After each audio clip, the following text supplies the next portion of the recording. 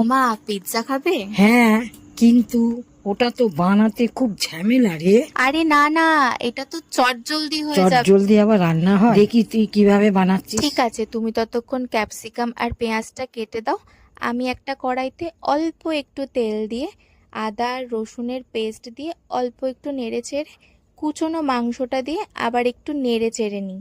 তারপরে নুন দেব, গোলমরিচের গুঁড়ো দেব, তারপরে একটু অনিয়ন পাউডার দিয়ে দেবো, দিয়ে আবার একটু নেড়ে চেড়ে নেবো।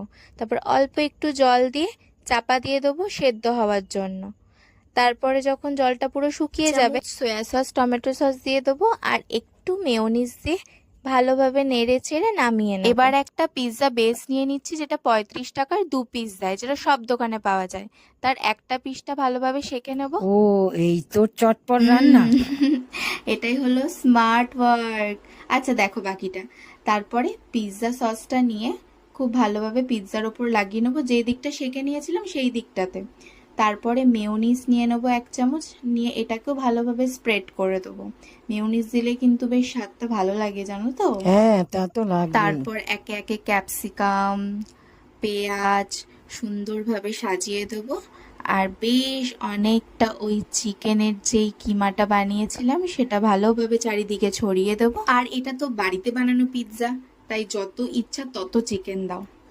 এবারে এর উপরে আমি মজরেলা চিজ ব্যবহার করেছি, যেটা আমি বাড়িতে নিজে বানিয়েছি। যদি ওই চিজের ভিডিও দেখতে হয় তাহলে কি করতে হবে, কমেন্ট করতে হবে। চিজগুলো খুব ভালোভাবে দিয়ে নিয়ে তারপর তোমাদের ঝাল অনুযায়ী চিলি ফ্লেক্স, অরিগ্যানো ছড়িয়ে দিয়ে তাওয়ার উপরে এটা সুন্দরভাবে রেখে দেবে। রেখে 20 মিনিটের জন্য লো ফ্লেমে স্টিম করে নেবে। দেখবে খুব সুন্দরভাবে মেল্ট হয়ে গেছে চিজটা। বাহ, দেখতে তো খুব ভালো হয়েছে রে। হ্যাঁ, খেতেও খুব সুন্দর হয়েছে। চলো তাড়াতাড়ি খেয়ে ফেলি দিদি আসার আগে। আর এই যে তোমরা কি দেখছো, ঝটপট বানিয়ে খেয়ে ফেলো ইয়াম্মি চিকেন পিৎজা।